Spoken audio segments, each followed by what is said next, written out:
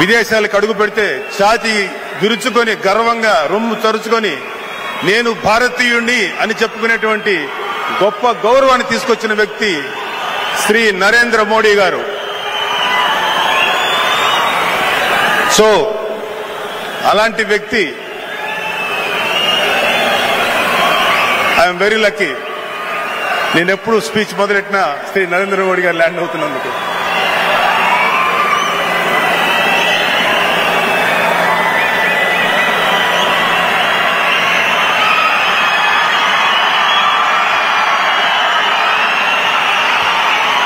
భారత్ మాతా కీ, భారత్ మాతా కీ, భారత్ మాతా కీ.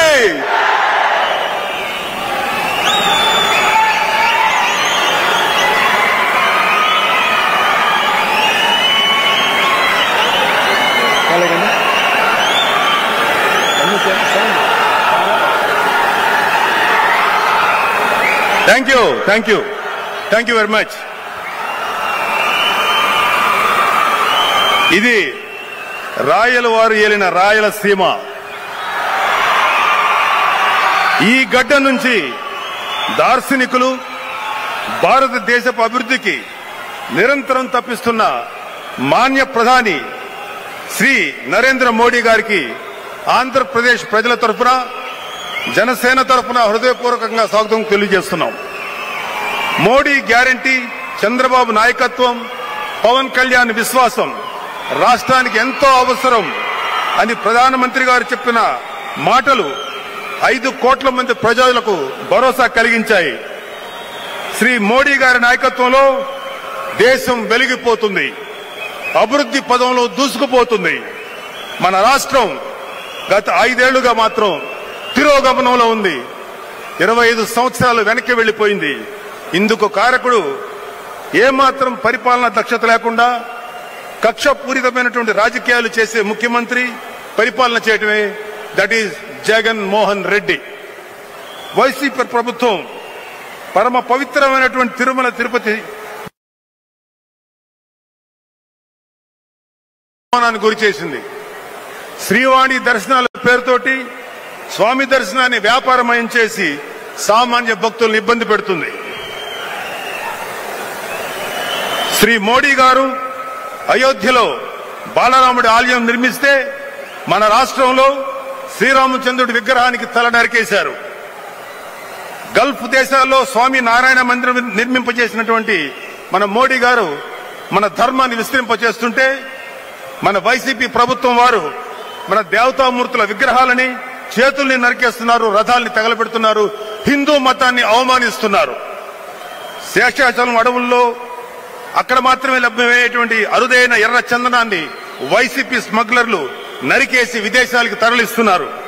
ఈ 5 ఏళ్ల కాలంలో దాదాపు 3,000 కోట్ల విలువైన ఎర్ర చందనం తరలిపోయింది. ఎర్ర చందనం స్మగ్లింగ్ లో ఆరితేరిన ఒక వ్యక్తికి వైసీపీ ఎమ్మెల్యే టికెట్ కూడా లభించింది. రాష్ట్రంలో జే ట్యాక్స్ ఉన్నట్లే ఈ ప్రాంతంలో పి ట్యాక్స్ ఉంది. పి ట్యాక్స్ కట్టాలి. మైనింగ్ సంస్థల నుంచి ముక్కు పిండి వసూలు చేస్తున్నారు. మూతపడ్డ మైనింగ్ యూనిట్స్ నుంచి కూడా నెలకు 2 లక్షల రూపాయలు గుంజుకుంటున్నారు. రాఘవ కన్స్ట్రక్షన్స్ పేరు మీద లాగేస్తున్నారు. రైతులకు మేలు చేయరు, నిరుద్యోగులను పట్టించుకోరు, వ్యాపారస్తులు వ్యాపారం చేసుకునివ్వరు. ఈ అరాచక పాలనకి ముగింపు పలకాలి. ఈ రాయలసీమ ప్రాంతం, ఎస్పెషల్లీ ఈ చుట్టుపక్కల ఉన్న అద్భుతమైన ఈ ప్రాంతం, చిత్తూరు ప్రాంతంలో ఉద్యాన పంటలకు పెట్టింది పేరు. అరటి, బొప్పాయి, మామిడి లాంటి పంటలు చాలా చక్కగా పండుతాయి. మదనపల్లి టమాటాకు ప్రసిద్ధి. ఈ ప్రాంత రైతులను ఆదుకోవాలి. అలాగే ఇక్కడ పంటలను ఆధారం చేసుకుని ఫుడ్ ప్రాసెసింగ్ యూనిట్స్ ఏర్పాటు చేయాలి. శ్రీ నరేంద్ర మోడీ గారు మరియు కూటమి ప్రభుత్వం రాయలసీమ రైతాంగానికి అండగా నిలుస్తారని వారి తరఫున మీకు నేను చెప్తున్నాను. వైసీపీ దాష్టికాలు ఆగాలన్నా, ఇక్కడ రైతులకు, యువతకు, మహిళలకు భరోసా లభించాలన్నా దేశంలో శ్రీ నరేంద్ర మోడీ గారు మరోసారి ప్రధానమంత్రి కావాలి. రాష్ట్రంలో కూటమి ప్రభుత్వం ఏర్పాటు కావాలి. శ్రీ నరేంద్ర మోడీ గారి దూరదృష్టి, శ్రీ చంద్రబాబు నాయుడు గారి అనుభవం, శ్రీ పవన్ కళ్యాణ్ గారి చిత్తశుద్ధి రాష్ట్రానికి మేలు చేస్తుంది. శ్రీ నరేంద్ర మోడీ గారికి, శ్రీ చంద్రబాబు గారికి, శ్రీ పవన్ కళ్యాణ్ గారికి, అలాగే రాజంపేట నుంచి ఎంపీగా పోటీ చేయబోతున్నటువంటి మాజీ ముఖ్యమంత్రులు శ్రీ నల్లారి కిరణ్ కుమార్ రెడ్డి గారికి ఎల్లవేళ వెంకటేశ్వరం ఆశీస్సులుండాలని మనస్ఫూర్తిగా కోరుకుంటున్నాను. నా వ్యక్తిగతమైన రిక్వెస్ట్ ఏంటంటే తిరుమల తిరుపతి దేవస్థానం పాలక మండలిలో అన్య మతస్థుల ప్రమేయమే ఉండకూడదని కోరుకుంటున్నాను. జై బీజేపీ, జై టీడీపీ, జై జనసేన, జై హింద్.